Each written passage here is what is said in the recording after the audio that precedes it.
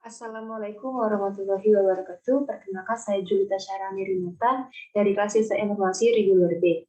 Di sini saya akan menjelaskan tentang ujian tengah semester IRP yang menjelaskan 4 soal. Yang pertama ada pengenalan IRP. 1. Pengertian IRP. IRP adalah sistem informasi yang diperuntukkan bagi perusahaan manufaktur maupun jasa yang berperan mengintegrasikan dan mengotomasikan proses bisnis yang berhubungan dengan aspek operasi, produksi, maupun distribusi di perusahaan bersangkutan. Adapun modul IRP, yang pertama ada modul operasi, yaitu terdiri dari general logistik, sales and distribusi, material management, logistic execution, quality management, plant maintenance, customer service, production planning and control, project system, dan terakhir ada environment management. Yang kedua ada modul finansial dan akuntansi, terdiri dari general accounting, financial accounting, controlling, investment management, treasury, dan enterprise controlling. Yang terakhir ada modul sumber daya manusia, personal management, personal time management, payroll, training and event management, dan organizational management dan travel management. Adapun manfaat IRP dari 3, yang pertama integrasi data keuangan. Untuk mengintegrasikan data keuangan sehingga top manajemen bisa melakukan dan mengkontrol kinerja keuangan perusahaan dengan lebih baik. Yang kedua ada standarisasi proses operasi, yaitu menstandarkan proses operasi melalui implementasi best practice sehingga terjadi peningkatan produktivitas, penurunan efisiensi, dan peningkatan kualitas produk. Yang ketiga ada standarisasi data dan informasi. Di sini menstandarkan data dan informasi melalui keseragaman pelaporan, terutama untuk perusahaan yang biasanya terdiri dari banyak bisnis unit dan jumlah dan jenis bisnis yang berbeda-beda. Adapun kriteria memilih IRP, yang pertama ada knowledge and experience, yang kedua ada selection methodology, yang ketiga ada analisa bisnis strategi, yang keempat ada analisa people, yang kelima ada analisa infrastruktur, dan keenam ada analisa software.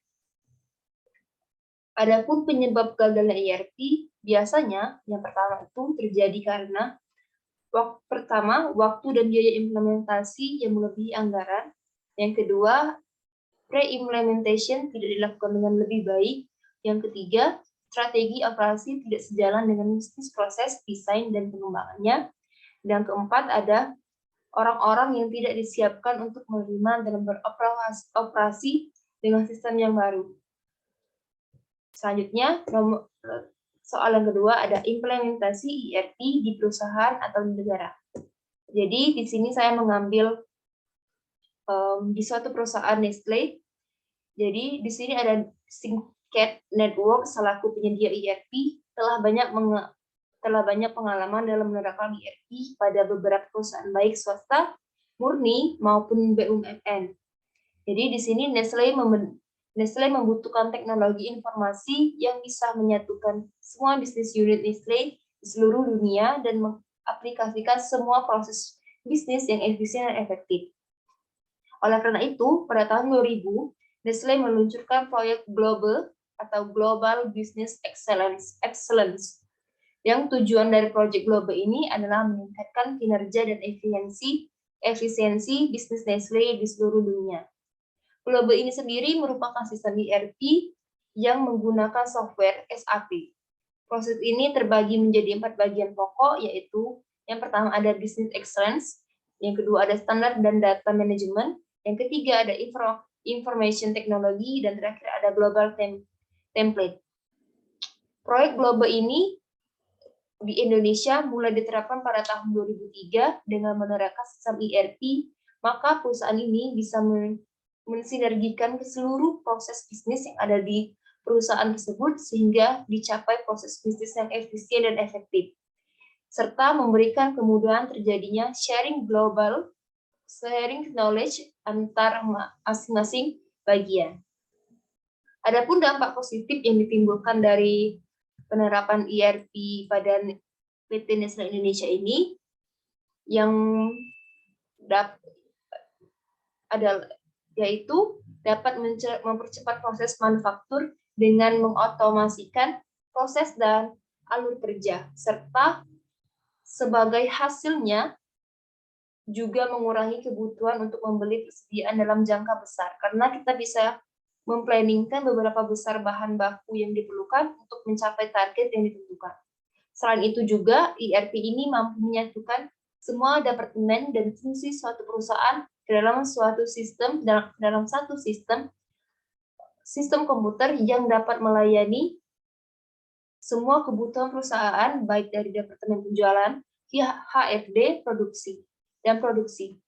Dapat juga menurunkan biaya pemrosesan transaksi dan hard work, dan menghasilkan struktur organisasi yang bertanggung jawab, manajerial, serta peran kerja yang lebih fleksibel. Pertanyaan ketiga adalah aplikasi SAP. SAP sendiri merupakan software ERP, yaitu suatu tools IT dan manajemen untuk membantu perusahaan merencanakan dan melakukan berbagai aktivitas sehari-hari. Suatu software yang dikembangkan untuk mendukung suatu organisasi dalam menjalankan kegiatan operasional secara lebih efektif dan efisien. Adapun modul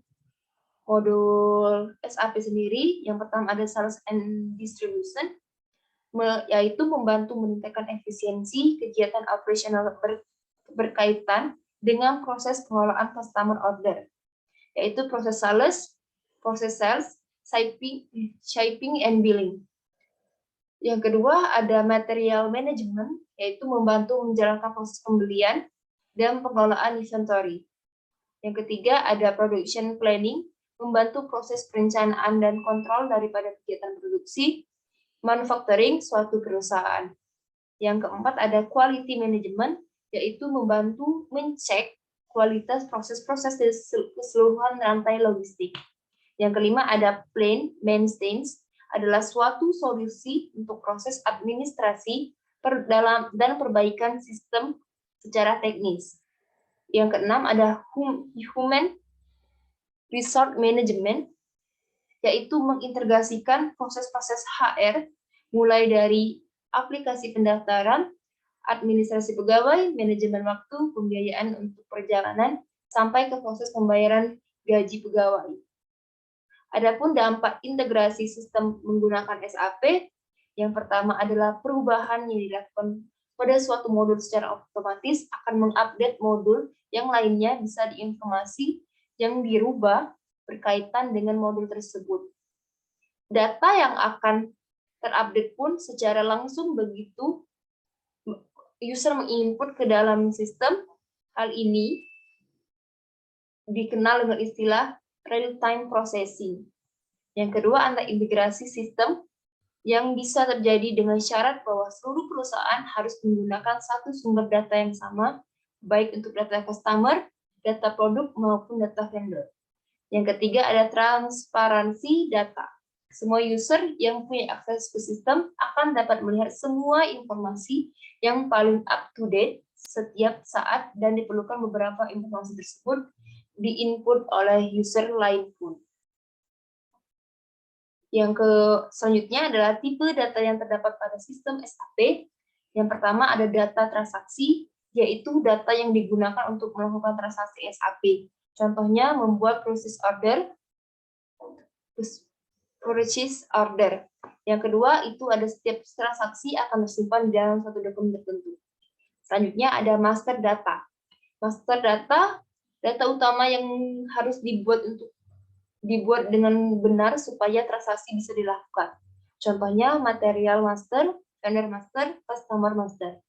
Dan yang kedua ada master data yang tersimpan secara terpusat dan digunakan oleh seluruh modul aplikasi dalam sistem SAP. Yang kedua ada MRP. Yang terakhir, soal terakhir ada MRP. MRP sendiri merupakan prosedur logis, aturan keputusan, dan teknik pencatatan terkomputerisasi yang dirancang untuk mengubah master production schedule atau MPS, yaitu jadwal induk produksi, menjadi net requirement atau NR, kebutuhan bersih untuk semua item material. Tujuan MRP sendiri menghasilkan informasi yang akan digunakan untuk melakukan tindakan yang tepat mengenai pembatalan pemesanan ulang, dan penjadwalan ulang. Yang kedua ada pegangan untuk melakukan pembelian atau produksi yang merupakan keputusan baru atau perbaikan atas keputusan yang lalu. Yang ketiga ada kelebihan MRP. Yang pertama, mampu menentukan kebutuhan pada saat yang tepat. Yang kedua, pembentukan kebutuhan minimal setiap item material. Yang ketiga, menentukan pelaksanaan rencana pemesanan. Yang keempat, ada menentukan penjadwalan ulang atau pembatalan atas suatu jadwal yang telah direncanakan. Yang keempat, ada input-output MRP. Di sini bisa dilihat ada peramalan permintaan dan independen. Setelah itu ada jadwal, produksi induk, pesanan komponen dari luar. Setelah itu ada status persediaan dan cadangan. Setelah itu struktur produk, material planning, dan dilakukan rencana pemesanan berdasarkan pengendalian persediaan dan penjadwalan produksi. Dan terakhir ada pemesanan pembelian, pemesanan kerja, penjadwalan kerja, dan pembatalan pemesanan. Yang terakhir ada 4 langkah pemrosesan MRP. Yang pertama adalah netting, loading, dan offsetting. Yang terakhir ada exploration. Jadi itulah yang dapat saya bisa jelaskan, yang bisa saya jelaskan. Jika ada salah kata, saya mohon maaf. Saya akhiri. Wassalamualaikum warahmatullahi wabarakatuh.